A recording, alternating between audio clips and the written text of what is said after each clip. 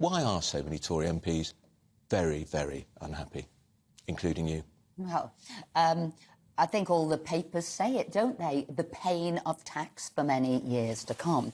And it was, how do we grow the country? How do we support people? What are we planning to do? And do we have to do this big tax raid? Some of us said not, hence I stood up on the floor of the House, say, look, there are other things we could do. The Conservative government's problem wasn't to do with taxation. We certainly weren't under-taxed. We were already at a 70-year high. So I said, look, we need to look at our spending and what are we doing? And then you cut spending, like anybody would prioritise spend. Do you really need things? And for me, a big issue is high speed too. 150 billion northwards. And actually, who does that help? Who does that serve? Is it now out of date? Lots and lots of different reasons. And so I said, don't do this. Don't tax us. We're now into a recession. What we need is growth and support and not taxation this way. And you sort of talk about cuts. I'd say this is all about taxation. Yeah, and they do it, don't they, on the sly, in my view. The expression used is a stealth tax, but I call it something else. It's sly, because what he's done, the Chancellor, he's frozen people's allowances. So effectively, that's going to take millions of workers, aspirational workers, into the 40p tax rate for the first time. What do you make of that? Well, it's no longer a higher rate, sort of tax rate, is it? If you've now got millions more people going into it who are middle earners. And I think you've got to think of people at home. So you've got energy bills going up, you've got food prices going up, you've got inflation going up, you've got your mortgage going up. What you don't need then is less of your earnings coming into your pocket.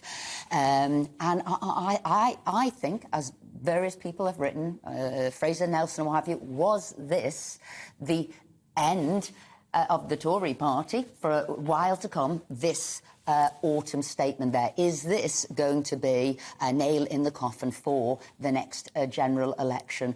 I certainly do not agree with all of those tax rises. I would be far more pragmatic and say, what else can we have done? I'm still looking back. When Nigel Lawson introduced that 40p tax rate in 1988, it affected 1.7 million paid it. By 2028, just a few years away, it'll be 8 million, nearly a fifth of the workforce. How can a Tory government do that to the workers?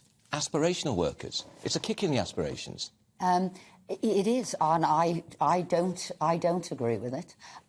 Equally, where you'll see business are going to be squeezed significantly. And who do we need at the moment? We need people with, aspiration, who are, I don't know, going to employ people, going to set up businesses. They need some support and comfort to get us through what could be a very tricky period. And just finally here, Esther, tell us what happens in Parliament. Does this financial statement have to go through line by line to get approval from MPs? Because if it does, I imagine a lot of Tory MPs would vote against the so-called stealth tax rise, which I call the sly tax rise. How does it work? You raise a good point there. And it should be Tuesday if we are voting. Because they have really done it by stealth, i.e. it's about freezing of those levels, it could have far less scrutiny than if it had have been increases in basic levels. And like I've said, I can't be supporting these rises. I said, look at other places that you could have saved the money and got better value for the British people. And something we were just talking about in our programme before, when people see that the British people are going to be, as they see it now, squeezed now, and yet we are seeing what seems like luxury for people who are coming into the country. They're seeing people put it up in hotels and looked after. That juxtaposition of people now all trying to get sort of, budget sort of food, whatever you can get, turning your heating down, that's a very, very uncomfortable position to be in.